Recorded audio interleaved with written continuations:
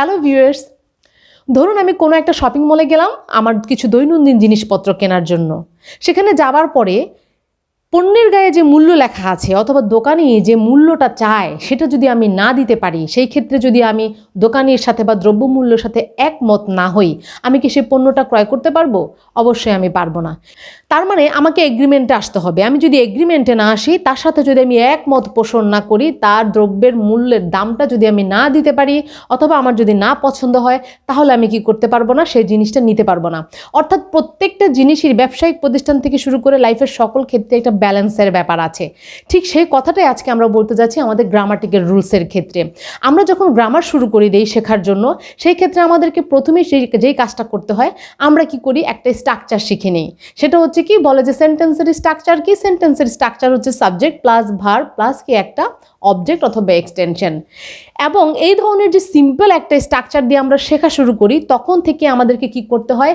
ওই যে সাবজেক্ট এবং ভার্বের যে কথাটা বলেছে, সাবজেক্ট থাকবে, তারপর কি থাকবে? একটা ভার্ব থাকবে, তারপর একটা অবজেক্ট থাকবে। যার জন্য সেন্টেন্স শেখার, গ্রামার শেখার শুরু থেকেই ওই সেন্টেন্সের যে সাবজেক্ট এবং ভার্ব আছে, এই দুইজনের সাথে কি করতে হয়? আমাদেরকে একটা এগ্রিমেন্টে আসতে হয়। এদের একজনের সাথে আরেকজনের যদি এগ্রিমেন্টে বনাবনি না হয়, সেই ক্ষেত্রে ওই সেন্টেন্সটা সম্পূর্ণরূপে ভুল হয়ে যায় এবং শিক্ষার্থীরা কি করে? সরাসরি পরীক্ষার হলে যে 00 পেয়ে আসে।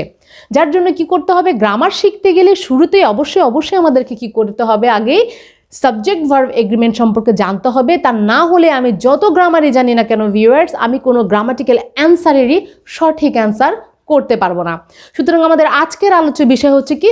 Subject verb agreement. আজকে আমরা জেনে নিব এই সাবজেক্ট আর ভার্ব এগ্রিমেন্ট মেনটেন করে চলে, তারা কোন ধরনের এগ্রিমেন্ট মেনটেন করে চলে এবং তারা কিভাবে সেই এগ্রিমেন্টগুলো মেনটেন করে চলে। সুতরাং ভিডিওটি স্কিপ করবেন না, আমাদের সাথেই থাকবেন। আর যারা এখন এই চ্যানেলটি সাবস্ক্রাইব করেননি, প্লিজ সাবস্ক্রাইব করুন। যারা করেছেন তাদেরকে অনেক ধন্যবাদ। আমরা শুরুতে জেনে নিব আজকে কি মূলত সাবজেক্ট এবং ভার্বের এগ্রিমেন্টটা কি। একটা সেন্টেন্সের মধ্যে অবশ্যই কি থাকবে? অলরেডি আমরা দেখেছি একটা সাবজেক্ট থাকবে, তারপর একটা ভার্ব থাকবে, তারপর একটা অবজেক্ট থাকবে। এবং এই সাবজেক্ট যিনি কিনা এই সেন্টেন্সটার একজন কর্তা, এই কর্তা ফার্স্ট পার্সনও থাকতে পারে, সেকেন্ড পার্সনও থাকতে পারে, অথবা থার্ড পার্সনও থাকতে পারে। অর্থাৎ পার্সনের যে কোনো রূপই সে থাকতে পারে। কিন্তু যিনি ভার্ব আছেন তারপরে এগ্রিমেন্ট করার জন্য অবশ্যই তাকে কি করতে হবে? এই ভার্বকে অবশ্যই কি করতে হবে? সাবজেক্টের যেই পার্সনই থাকুক অথবা যেই নাম্বারই থাকুক না কেন, তাকে মেনটেন করতে হবে। অর্থাৎ সাবজেক্টটা যদি কি থাকে, সাবজেক্টটা যদি সিঙ্গুলার থাকে, অবশ্যই ভার্বটাকেও সিঙ্গুলার করতে হবে, এবং সাবজেক্টটা যদি প্লুরাল থাকে, প্লুরাল করতে হবে। অপরদিকে যে ব্যাপারটা আপনাদেরকে অবশ্যই কি করতে হবে? এই সাবজেক্ট ভার্ব এগ্রিমেন্টকে খুব ভালোভাবে যদি আপনারা সম্পন্ন করতে চান, সেক্ষেত্রে আপনাদেরকে জেনে নিতে হবে কোন পার্সনের সাথে আমরা কোন টু বি ভার্বগুলোকে ব্যবহার করব। এই কোন পার্সনের সাথে কোন টু বি ভার্ব আমরা ব্যবহার করব, তার উপর আমার একটা ভিডিও আছে, ডেসক্রিপশন বক্সে লিঙ্ক দেওয়া আছে, আপনারা একবার দেখে নেবেন। দেখে নিলে আপনাদেরই খুব সুবিধা হবে। প্রথমে আমি কিছু এক্সারসাইজ দিয়ে দিয়েছি, আপনারা একটা কাজ করুন, একটা স্ক্রিনশট নিয়ে এখনই এই কোশ্চেনগুলোর যে ফিল ইন দ্য ব্ল্যাঙ্কস আছে, এখানে আপনারা সঠিক অ্যান্সারটা বসিয়ে দিন। দেখিনি, আপনারা এবার মিলিয়ে নেন যে আপনাদের যে আইডিয়া থেকে আপনারা যা অ্যান্সার করেছেন তার সাথে আমাদের এই সাবজেক্ট ভার্ব এগ্রিমেন্ট আসলে কতটুকু এগ্রিমেন্ট ফলো করছে। প্রথম যে সেন্টেন্সটা আছে, এই সেন্টেন্সটাতে বলছে you dash a nice person, তুমি হচ্ছে কি একজন চমৎকার মানুষ। তারপরের এক্সাম্পলটাতে বলছে I dash a cricket player, আমি একজন কি ক্রিকেট খেলোয়াড়। তারপরে বলছে you all dash nice people, তোমরা সবাই কি খুবই চমৎকার মানুষ। তারপরে বলছে the colour of his eyes dash grey, তার চোখের রংটা কি ধূসর। এই যে চারটা এক্সাম্পল এখানে আছে, এই চারটা এক্সাম্পলে তোমরা যে যাই করেছো সেটা এবার আমাদের সাথে একটু মিলিয়ে নাও। আমরা এই চারটা এক্সাম্পল শুরু করার আগে আমরা একটুখানি জেনে নিব মূলত আমরা যে কোন পার্সনের সাথে আমরা কোন ভার্বটা ব্যবহার করব, সিঙ্গুলার এবং প্লুরাল মেনটেন করার ক্ষেত্রে কোন ভার্বটা আমরা ব্যবহার করব। যদিও এটার উপর একটা ভিডিও দেওয়া আছে, তোমরা ডেসক্রিপশন বক্সে একবার দেখে নিবা, তারপরে একটু সংক্ষিপ্তভাবে আমার আলোচনা করছি। বলছে যে ফার্স্ট পার্সন যখন থাকবে, ফার্স্ট পার্সন যদি সিঙ্গুলার থাকে আমরা ব্যবহার করব এম, এবং ফার্স্ট পার্সনটা যদি প্লুরালে থাকে আমরা ব্যবহার করব আর। আবার সেকেন্ড পার্সনের ক্ষেত্রে যদি সিঙ্গুলার থাকে তাহলে আমরা ব্যবহার করব আর, কিন্তু প্লুরালে গিয়েও আমরা আবার কি করব আর ব্যবহার করব সেকেন্ড পার্সনের ক্ষেত্রে, যেটা হচ্ছে কি তোমাদের অবশ্যই মনে রাখতে হবে। থার্ড পার্সনের ক্ষেত্রে যদি সিঙ্গুলার থাকে আমরা ব্যবহার করব ইজ, অপরদিকে থার্ড পার্সনটা যদি আবার প্লুরাল থাকে আমরা ব্যবহার করব কি আর। তার মানে এই প্লুরালটার ক্ষেত্রে সকল ক্ষেত্রে আমরা কি ব্যবহার করব আর ব্যবহার করব, কিন্তু সিঙ্গুলারের ক্ষেত্রে ফার্স্ট পার্সনের সাথে আমরা অলওয়েজ অ্যামই ব্যবহার করব, সেকেন্ড পার্সনের সাথে অলওয়েজ আমরা আরই ব্যবহার করব, এবং থার্ড পার্সন সিঙ্গুলারের সাথে আমরা অলওয়েজ কি করব ইজি ব্যবহার করব। এবারটা আমরা দেখিনি এক্সাম্পলের ক্ষেত্রে সেটা কতটুকু মেনটেন করছে। বলছে you dash a nice person. আমাদের যেটা আগে লক্ষ্য করতে হবে সেটা হচ্ছে সাবজেক্টটা, কারণ আমি আগেই বলেছি সাবজেক্ট যে পার্সনই থাকুক ভার্বকে কি করতে হবে সাবজেক্টের সে পার্সন এবং নাম্বার অনুযায়ী কি করতে হবে ব্যবহার করতে হবে। পার্সন এবং কি নাম্বার অনুযায়ী, পার্সন এবং নাম্বারটাইকে কি করতে হবে আমাদেরকে ফলো করতে হবে, কার সাবজেক্টের নাম্বার এবং পার্সনকে।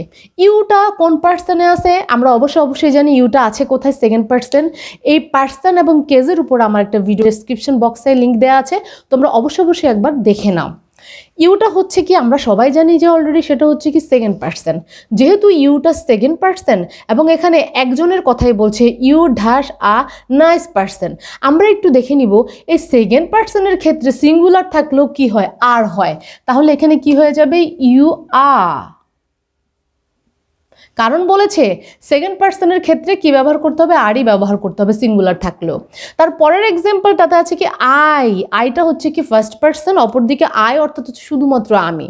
হ্যাঁ, তাহলে আইটা হচ্ছে কি ফার্স্ট পার্সন অপরদিকে আমি, এবং এই ফার্স্ট পার্সনের সিঙ্গুলারের ক্ষেত্রে কি ব্যবহার করতে হবে অ্যাম ব্যবহার করতে হবে, অর্থাৎ সব সময় আয়ের সাথে কি ব্যবহার করতে হয় অ্যামই ব্যবহার করতে হয়।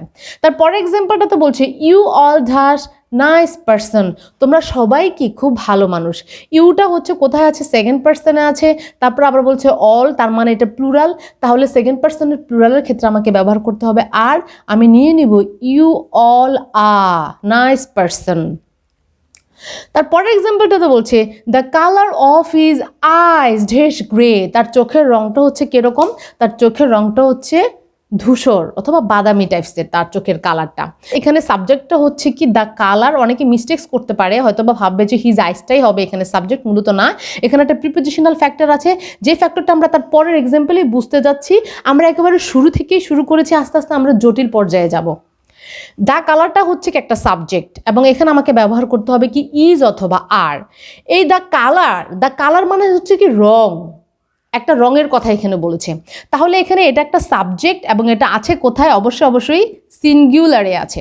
যেহেতু এটা সিঙ্গুলারে আছে আমাকে পাশে কি করতে হবে ইজ ব্যবহার করতে হবে, কারণ বলেছে কি যদি সিঙ্গুলার থাকে, অপরদিকে এটা থার্ড পার্সন, যদি থার্ড পার্সন সিঙ্গুলার থাকে তাহলে আমাকে কি ব্যবহার করতে হবে ইজ ব্যবহার করতে হবে। হ্যাঁ, তাহলে আমি এখানে নিয়ে নিলাম ইজ। কখনোই এই মিস্টেকটা করা যাবে না যে এখানে আইজ আছে তাহলে কি হতে পারে, সেটা করা যাবে না। আমরা তার পরের সেন্টেন্সটাতে দেখতে পাচ্ছি the perspective of different people varies from time to time. মানুষের যে দৃষ্টিভঙ্গিগুলো, পার্সপেক্টিভ অর্থ হচ্ছে দৃষ্টিভঙ্গি, মানুষের দৃষ্টিভঙ্গিগুলো কি হচ্ছে সময়ের সাথে সাথে কি হচ্ছে পরিবর্তিত হচ্ছে মানুষের দৃষ্টিভঙ্গিগুলো। এই সেন্টেন্সটার মধ্যে ভার্বটা হচ্ছে কে ভ্যারিজ, কিন্তু ভ্যারিজের পূর্বে রয়েছে অনেকগুলো শব্দের সমারোহ। দ্য পার্সপেক্টিভ অর্থ হচ্ছে কি মানুষের দৃষ্টিভঙ্গি অফ ডিফারেন্ট পিপল। এখন আমি কিভাবে সিলেক্ট করব যে মূলত আমার সাবজেক্ট কোনটা? মূলত আমার সাবজেক্ট হচ্ছে কি দ্য পার্সপেক্টিভটা হচ্ছে কি আমার সাবজেক্ট, এই পার্সপেক্টিভটা হচ্ছে কি একটা সাবজেক্ট। হ্যাঁ, এখন যখন আমি এই ধরনের ভার্ব এবং সাবজেক্টের মাঝখানে এরকম দীর্ঘ কিছু শব্দের সমারোহ পাবো, বলছে কি অফ ডিফারেন্ট পিপল, এগুলোকে সাধারণত কি বলা হয়, এগুলোকে বলা হয় প্রিপোজিশনাল ফ্রেজ। এই ধরনের যে প্রিপোজিশনাল ফ্রেজগুলো আমরা পাবো আমাদেরকে মনে রাখতে হবে মাঝখানে যত বড়ই প্রিপোজিশনাল ফ্রেজ থাকুক না কেন আমার সাবজেক্ট এবং ভার্বের যে সম্পর্কটা সেই ক্ষেত্রে কিন্তু কোনো প্রভাবই পড়বে না। মাঝখানে যত বড় সমুদ্রই থাকুক না কেন, মাঝখানে 7 সমুদ্র 13 নদীও থাকতে পারে, সেই ক্ষেত্রেও সাবজেক্ট ভার্বের এগ্রিমেন্টের মধ্যে কিন্তু তারা কোনো বাধাই ফেলতে পারবে না। অনেকটা ওই রকম, ওই যে মেয়া বিবি রাজি তো কেয়া করেগা কাজী, পালিয়ে যে বিয়ে করছেন, এখন শ্বশুরবাড়ির লোকেরা মামলা করতেছে, এন করতেছে তেন করতেছে, আপনাকে থানায় দিবে, পুলিশে দিবে, কোনো লাভ হবে না যদি আপনার বিবি আপনার সাথে একমত থাকে। ঠিক সেম একই রকমের কথা, মাঝখানে যত বড় সমুদ্রই থাকুক বা নদীই থাকুক, সেই ক্ষেত্রে কোনো রকমের প্রভাবই এই সাবজেক্ট এবং ভার্বের সম্পর্কের ক্ষেত্রে ফেলতে পারবেন না। তাহলে আপনারা কি করবেন, এই ধরনের প্রিপোজিশনাল ফ্রেজ মাঝখানে থাকলেও আপনারা সাবজেক্ট অনুযায়ী কি করবেন, এই ভার্বটাকে নির্দেশ করবেন। তাহলে সাবজেক্ট হচ্ছে কি দ্য পার্সপেক্টিভ, আর পার্সপেক্টিভটা হচ্ছে কি সিঙ্গুলার। হ্যাঁ, সেই জন্য আমাদেরকে কি ব্যবহার করতে হবে, ভার্বের সাথে এস বা ই এর যোগ করতে হবে। তাহলে যখন থার্ড পারসন সিঙ্গুলার নাম্বার হবে, সিঙ্গুলার হলে আমাদেরকে কি করতে হবে, ভার্বের সাথে কি করতে হবে, আমাদেরকে এস বা ই এস যোগ করতে হবে। আচ্ছা, এই গেল হচ্ছে এই এক্সাম্পলটা। এবার আমরা একটুখানি দেখে নিব। আপনারা বলতে পারেন কি বলছে প্রিপোজিশনাল ফ্রেজ, আমি কিভাবে চিনবো যে এটা প্রিপোজিশনাল ফ্রেজ। প্রিপোজিশনাল ফ্রেজের সাধারণত আমরা যেই সাইনগুলো পাই সেটা হচ্ছে কি, প্রিপোজিশনাল ফ্রেজগুলো সাধারণত শুরু হয় একটি প্রিপোজিশন দিয়ে এবং শেষ হয় একটি নাউন দিয়ে। প্রিপোজিশনাল ফ্রেজগুলো সাধারণত কি হয়, একটি প্রিপোজিশন দিয়ে শুরু হয় এবং শেষ হয় কি দিয়ে, একটি নাউন দিয়ে। শুরু হয়েছে একটা প্রিপোজিশন দিয়ে এবং শেষ হয়েছে কি পিপল নামক একটি নাউন দিয়ে। তারপরের সেন্টেন্সটা আমি আরও বড় নিয়েছি আপনাদের বোঝার সুবিধার্থে। হি is grasp of many areas. Grasp অর্থ হচ্ছে কি তার আন্ডারস্ট্যান্ডিংটা, সে তার বোঝার ক্ষমতা, তার অনুমান করার প্রখরতা, যেমন জেনারেল নলেজ তার অনেক বেশি। হ্যাঁ, বলছে he is grasp of many areas, বিভিন্ন এরিয়াতে তার ধারণা এবং তার উপলব্ধিটা। Of ratio and television technology, এবং বিভিন্ন ধরনের মিডিয়ার যে টেকনোলজি আজকাল আমরা দেখতে পাচ্ছি, এই দুটো মিলে তাকে চাকরি পেতে খুব বেশি সহায়ক ভূমিকা পালন করেছে। Makes it easy for him to find a job. চাকরি খুঁজে পেতে তাকে খুবই সাহায্য করেছে। কে? টেলিভিশন টেকনোলজি অর্থাৎ মিডিয়া, এবং তার গ্রাস্প অফ এরিয়া আইডিয়া, মানে তার যে বোঝার ক্ষমতাটা, এই দুটো মিলে সে কি করেছে, চাকরি পেতে খুবই তাকে সহায়ক ভূমিকা পালন করেছে। এই সেন্টেন্সটাকে আমরা বিশাল বড় নিয়েছি। এই সেন্টেন্সটা শুরু হয়েছে হিজ গ্রাস্প দিয়ে এবং এখানে ভার্বটা আমরা দেখতে পাচ্ছি মেক্স। এই মেক্সের পূর্বে যে এত দীর্ঘ এতগুলো শব্দের সমারোহ, এখান থেকে আমাদেরকে আইডেন্টিফাই করতে হবে আমাদের সাবজেক্ট মূলত কোনটা এবং কোনটা প্রিপোজিশনাল ফ্রেজ। একটু আগেই কিন্তু আমি ভিউয়ার্স বলেছি প্রিপোজিশনাল ফ্রেজ শুরু হয় প্রিপোজিশন দিয়ে এবং শেষ হয় কি দিয়ে, একটি নাউন দিয়ে। বলছে হিজ গ্রাস্প, তার আন্ডারস্ট্যান্ডিংটা, তার জ্ঞান। হ্যাঁ, তারপরে হয়েছে কি অফ দিয়ে একটা প্রিপোজিশন শুরু হয়েছে, of many areas of ratio, তারপর আরেকটা অফ আমরা পেয়েছি, তার মানে এটাও একটা prepositional phrase. Of ratio and television technology, এই টেলিভিশন টেকনোলজি এটা হচ্ছে কি একটা নাউন। তাহলে হিজ গ্রাস্প এটা হচ্ছে কি আমার অবশ্যই কি সাবজেক্ট। এখানে এই হিজ গ্রাস্পটা হচ্ছে কি শুধুমাত্র সাবজেক্ট। এখন মাঝখানে যে এতগুলো প্রিপোজিশনাল ফ্রেজ, দীর্ঘ লম্বা একটা প্রিপোজিশনাল ফ্রেজ, সেটা কি এই সাবজেক্ট এবং ভার্বের সম্পর্কের ক্ষেত্রে কোনো রকমের কোনো প্রভাব ফেলবে? অবশ্যই না। তাহলে আমরা দেখে নিই, বলছি হিজ গ্রাস্পটা হচ্ছে কি একটা সিঙ্গুলার নাম্বার এবং অলরেডি আমরা জানি যে থার্ড পারসন সিঙ্গুলার নাম্বারের পর আমাদের কি ব্যবহার করতে হবে, ভার্বের পরে এস বা ইএস ব্যবহার করতে হবে। তাহলে সেই জন্যই মেকের পরে কি হয়ে গেছে, মেক্স হয়েছে। তার মানে এখানে কি হয়েছে, ইএস যুক্ত হয়েছে। এই ক্ষেত্রে একটা কথা আমাকে বলতেই হয়, কারণ আমি অধিকাংশ সময় বোর্ডের এক্সাম খাতাগুলো যখন আমি লক্ষ্য করেছি, চেক আউট করেছিলাম, তখন আমি লক্ষ্য করেছি কিছু ছেলে মেয়ে আছে, ওরা কি করে, ওরা ভাবে যে যখনই কোনো মূল ভার্বের সাথে এস বা ইএস যুক্ত হয় তার মানে এটা প্লুরাল। এটা কিন্তু ভুলেও মাথায় আনা যাবে না। যখনই মূল ভার্বের সাথে এস বা ইএস যুক্ত হবে তার মানেই হচ্ছে সাবজেক্টটা কোথায় আছে, সিঙ্গুলারে আছে। সেন্টেন্সের মধ্যে যখন আমরা লক্ষ্য করব যে অ্যান্ড নামক কনজাংশন দ্বারা, অর্থাৎ এই অ্যান্ডটা হচ্ছে কি একটা কনজাংশন,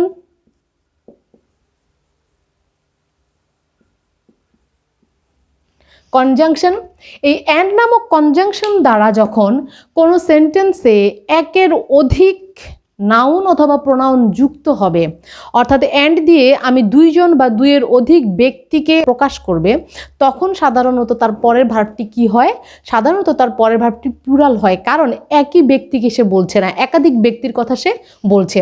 রওহান এবং রাফিন এই দুইজন কিন্তু আলাদা আলাদা ব্যক্তি। এই দুইজন আলাদা আলাদা ব্যক্তি হওয়ার কারণে এর পরের ভার্বটাও কি হবে, প্লুরাল হবে। তাহলে রোহান অ্যান্ড রাফিন কি হয়ে যাবে, আর রোহান অ্যান্ড রাফিন আর কামিং হেয়ার। তার পরের এক্সাম্পলটাতে বলছে দীপ অ্যালং উইথ হিজ ব্রাদার্স, রয়েছে কি অ্যালং উইথ, অর্থাৎ যখন কোনো সেন্টেন্সের মধ্যে এই along with, together with, accompanied by, as well as এই ধরনের শব্দগুলো অ্যান্ডকে রিপ্লেস করবে, অর্থাৎ অ্যান্ডের পরিবর্তে ব্যবহার করা হবে, তখন কি করতে হবে, তখন তখন ওই সেন্টেন্সের সাবজেক্টের নাম্বার এবং পার্সন অনুযায়ী আমাদের কি করতে হবে, ভার্বের ব্যবহার করতে হবে। তাহলে রিপ্লেসটা কিভাবে হচ্ছে আগে আমরা সেটা দেখে নিই। বলছে দীপটা হচ্ছে কি এখানে আমার সাবজেক্ট, এখানে রয়েছে along with, Deep along with his brothers. Viewers, এখানে কিন্তু অ্যালং উইথ না হয়ে অ্যান্ড হতে পারতো, দীপ অ্যান্ড হিজ ব্রাদার্স হতে পারতো, কিন্তু দীপ অ্যান্ড হিজ ব্রাদার্স না হয়ে হয়েছে দীপ অ্যালং উইথ হিজ ব্রাদার্স। তাহলে এই ধরনের যখন থাকবে, অ্যান্ডকে যখন অ্যালং উইথ, অ্যাকম্পানিড বাই এবং as well as together with দিয়ে রিপ্লেস করা হবে, তখন তার পরের ভার্বটা কাকে ফলো করবে? অবশ্যই সাবজেক্টের নাম্বার এবং পার্সনকে ফলো করবে। তাহলে দীপ হচ্ছে কি থার্ড পার্সন সিঙ্গুলার নাম্বার, তাহলে থার্ড পার্সন সিঙ্গুলার নাম্বারের সাথে আমাদেরকে টু বি ভার্ব ব্যবহার করতে হয় সিঙ্গুলার, সেটা হচ্ছে কি ইজ। হ্যাঁ, এক্ষেত্রে কেউ হয়তো মিস্টেক করতে পারে, চিন্তা করতে পারে এর পূর্বেই তো রয়েছে কি ব্রাদার্স, যেটা কিনা একটা প্লুরাল, কিন্তু সেটা আমাদের মূল বিষয় না। মূল বিষয় হয়েছে এখানে অ্যালং উইথ রয়েছে, সেজন্য এখানে কি হবে, সিঙ্গুলার হবে। তারপরের এক্সাম্পলটা তো বলছে the boys accompanied by their teacher, ছাত্ররা, বয়েজ ছাত্ররা, অ্যাকম্পানিড বাই, এখানে অ্যাকম্পানিড বাই না হয়ে এখানে অ্যান্ড হতে পারতো এখানে and the boys and their teacher, ছাত্ররা এবং তাদের শিক্ষকরা না হয়ে হয়েছে the boys accompanied by their teacher, অর্থাৎ এখানে অ্যান্ডটাকে রিপ্লেস করেছে অ্যাকম্পানিড বাই দিয়ে।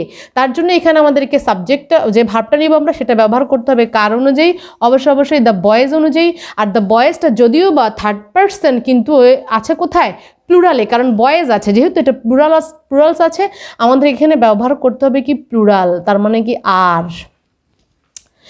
তারপরের এক্সাম্পলগুলো খুবই গুরুত্বপূর্ণ, যেমন এমন কিছু নাউন আছে যেগুলো কিনা সবসময় কি করে থাকে, সিঙ্গুলার ভার্ব নিয়ে থাকে। এই নাউনগুলোর পরে সাধারণত সিঙ্গুলার নাউন নিয়ে থাকে এবং তারপরে তারা সাধারণত আবার সিঙ্গুলার ভার্বও নিয়ে থাকে। সেগুলো কি, যেমন এনি, এনির পরে সবসময় সিঙ্গুলারই হয়, এনি বডি হয়, এনি ওয়ান হয়, এনিথিং হয়। নো এর পরে সবসময় সিঙ্গুলার হয়, nobody, no one, nothing হয়। সামের পরে somebody, someone, something হয়। এভরির পরে সাম বডি, এভরির পরে এভরিবডি, এভরি ওয়ান, এভরিথিং হয়। ইচের পরে each student, each parents, each girl, each boys, এই ধরনের হয়। এবং আইদার এবং নাইদার, এই ধরনের যে নাউনগুলো আছে এগুলোর পরে সবসময় এরা কি করে থাকে, সিঙ্গুলার ভার্ব নিয়ে থাকে। তাহলে কিরকম বলছে, ইচ গার্ল, যেহেতু ইচ আছে, ইচের পরে গার্লস আছে, এখানে ইচ স্টুডেন্ট, তাহলে ইচ গার্লস আছে, এরপরে কি করতে হবে, আমাদেরকে সিঙ্গুলার ভার্ব ব্যবহার করতে হবে, সেটা হচ্ছে কি ইজ। তারপরে আছে এভরি ম্যান, অলরেডি আমরা দেখেছি every body, every one, everything, তাহলে এভরি ম্যান পেয়েছি আমরা, এরপরে হবে কি ইজ হবে। তারপরের এক্সাম্পলটাতে বলছে neither of you dash responsible enough to handle it, neither of you. Viewers, একটা জিনিস লক্ষ্য করুন, আমরা কিন্তু এর আগেই দেখেছি যে ইউর পরে সিঙ্গুলার হোক আর প্লুরাল হোক অলওয়েজ কিন্তু কি ব্যবহার করতে হয়, আরই ব্যবহার করতে হয়। কিন্তু এখানে এসে ব্যাপারটা পুরোটাই উল্টো হয়ে যাবে, এখানে এই ইউর পরে হয়ে যাবে ইজ। কারণ কি, আমি একটু আগেই বলেছি আইদার নাইদারের পর কি করতে হয়, সবসময় সিঙ্গুলার ভার্ব নিতে হয়। এই ইউটা দেখে কোনোভাবেই বিভ্রান্তি হওয়া যাবে না, বিভ্রান্তির মধ্যে পড়া যাবে না। আচ্ছা, এই আইদার আর নাইদারের আরেকটা ব্যাপার আছে, সেটা হচ্ছে কি, তাহলে আইদার আর নাইদারের পরে আমি বলছি কি হয়, সবসময় সিঙ্গুলার সাবজেক্ট হবে, সবসময় সিঙ্গুলার ভার্ব হয়। এই সবগুলো কি করে থাকে সাধারণত সিঙ্গুলার, এই সবগুলো কি করে থাকে সাধারণত সিঙ্গুলার ভার্ব নেয়। হ্যাঁ, সিঙ্গুলার ভার্ব গ্রহণ করে।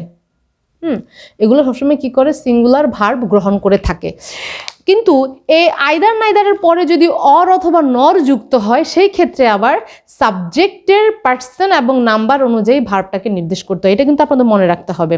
হ্যাঁ, আচ্ছা, তাহলে আজকের সাবজেক্ট ভার্ব এগ্রিমেন্টের আলোচনা আমরা এই পর্যন্তই করলাম। নিশ্চয়ই যে 4টা রুলস নিয়ে আমরা আলোচনা করেছি, এই 4টা রুলস কিন্তু খুবই গুরুত্বপূর্ণ, কারণ আপনাকে রাইট ফর্ম অফ ভার্ব থেকে শুরু করে যে কোনো গ্রামাটিক্যাল স্ট্রাকচার ফলো করতে গেলে আপনাকে এই 4টা রুলস আপনি ঘুরে ফিরে বারবার পাবেন। আমরা করছি সাবজেক্ট ভার্ব এগ্রিমেন্টের কিছু ধারাবাহিক ভিডিও, আজকে করেছি আমরা এর প্রথম পর্বটি। নিশ্চয়ই আপনাদের এই 4টা যে নিয়ম আমরা আজকে আলোচনা করেছি, এগুলো নিয়ে যত কনফিউশন ছিল সব কেটে গেছে। খুব গুরুত্ব সহিত একটু ফলো করবেন, কারণ আপনাকে অবশ্যই খুব ভালোভাবে ইংরেজি গ্রামারটাকে আয়ত্ত করতে হবে। সুতরাং সাথে থাকার জন্য ধন্যবাদ। আজ এই পর্যন্তই। প্লিজ ভিডিওটা লাইক করুন, কমেন্ট করুন এবং শেয়ার করে দিন।